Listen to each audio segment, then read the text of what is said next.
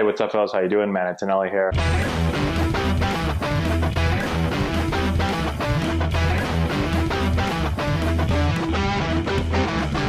Okay, so Javy Baez is benched in the middle of the game for not knowing the amount of outs while base running. A lot of people have been asking me questions about this, sending in the video, so let's get into it today and I'll give you my thoughts. So it starts here, Baez is on first with 1 out, Rizzo's at the plate, 2-2 count, and he pops up to left field. Rizzo wants to snap the bat over his head. Baez just kind of lazily jogs around second, heads to third, but there's only 1 out. The Indians throw the ball back in and double Baez off at first base.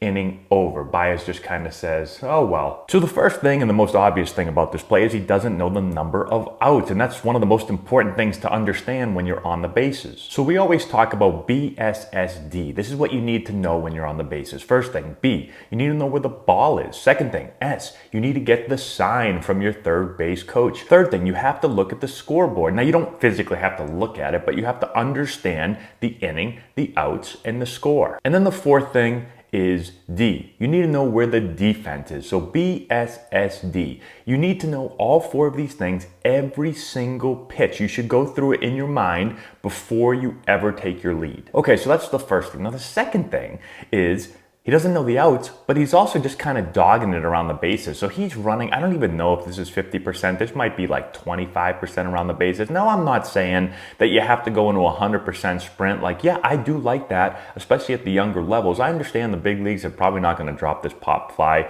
99.999% of the time, they're going to catch it, but you still need to be moving around the bases, okay? So maybe not 100%, but you got to be somewhere in like the 90s. Now, something has to be going on with Javy because prior to this happening, he's on first base and he's not even taking a lead. He's just standing on the bag as the pitcher is delivering pitches to the plate. So Baez comes in and David Ross has a talk with the manager of the Cubs and he explains to him, hey Javy, you're out of the game. So Javy, kind of confused, says, I'm headed to the clubhouse. Now this is what Ross said after the game. So let's get his thoughts on everything and then I'm going to give you mine. So he first said, it did not feel good to take Javy out of the game. I never feel comfortable doing that at all. That's a pit in my stomach and it was in my stomach the entire game. We've just got to make sure we're focused and locked in during the game. Sometimes our frustrations can distract us a little bit. We had a good conversation, and I think that's behind us. Javy's really important to the team. He's a leader on this team and sets a good example every time he's on the field. He's one of the guys I rely on to set a good example for all these guys. I'm not trying to set an example of Javy ever. That guy plays his butt off and brings it 99.9% of the time. And so it's not about setting an example for a star player that's a big part of this team. That's not it. It's just, let's get somebody in there that's fresh and let him regroup and he'll be better for it tomorrow. We'll all be better for it. Now also, after Saturday's loss to the Marlins, this is another quote from Ross. He said, from a manager's standpoint, this is when the Marlins just beat the ever-living crap out of him. He said, from a manager's standpoint, you want your team to represent you and the things you value. Good fundamental baseball and good execution and good base running, good defense, and all those things. I don't know that we did that Saturday, so I take that personally. That's a reflection of me. So here's my thoughts on this whole thing. Ross is not trying to call out Baez. He's not trying to embarrass him.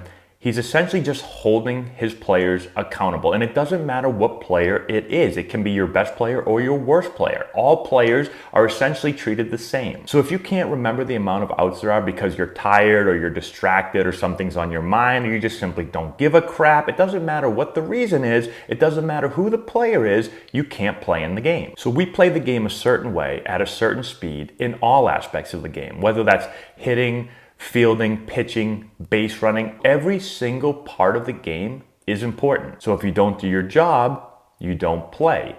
And I think Ross, who I believe is a very good manager, won't hold this against Baez for more than just this game. The next game, we go back to normal. Now, if you do it again, you're out. And I like this because I always say, as a coach, you're either coaching it or you're allowing it to happen. So if you don't like something, you have to coach it as a manager or as a coach. If you don't, well, then you make it acceptable behavior. And then it's very easy for everyone on the roster to say, oh, well, Javy didn't run that ball out, or really anybody, oh, they ran half speed on that, so I'm going to run half speed. Nothing happened to him. Nothing's going to happen to me. So as a manager, as a coach, you're either coaching it or allowing it to happen. So how can you then get mad if you don't do anything about it. Again, you've made it acceptable behavior. So I'm always thinking of that as a coach. If I ever see anything that I don't like, I don't just let it happen. And it can be very simple. The way a player acts after they strike out, the way a player throws the ball around the infield after an out, the way a player runs down the line. One of my biggest pet peeves is when players don't touch the first base bag. They run halfway, they're out, and they just peel off. If I don't say anything and I just let that player just peel off, right? Or let's say that player just jogs slowly down the line, they're out, they turn, they come in the dugout. If I don't say anything, well, then I'm allowing it to happen. I'm not coaching it. So every time, literally this year, every time something happened that I don't like, that's not the way we play, I tell the player and I bring it up to the whole team. And very quickly, all those things stopped happening. We didn't have anyone not run through the bag at first. When we got it out, we threw the ball around the infield quickly. We never just kind of walked around. We never walk on the field in between innings, ever. I've said it a bunch, but I don't ever let it happen, because if you, the first time you just let somebody walk on the field and you don't say anything, guess what? The next guy's gonna walk on the field. The next guy's gonna walk on the field. And then you've got a whole team of walking on the field. Now, as a coach, you decide what are you gonna allow and what are you not gonna allow, and then you gotta coach it every single time. So that's what I think Ross is doing here. That's my thoughts on it. Let me know what you think in the comment section below. Subscribe to the channel, hit the notification bell, give it a thumbs up, all that good stuff. We'll talk to you later. If you've enjoyed this video and want to learn more about building the elite swing, check out our new course. We have over 2 hours of content, almost 30 hitting drills. We break down the exact mechanics that you're going to want to implement into your swing. I've put the link in the description if you want to go check it out.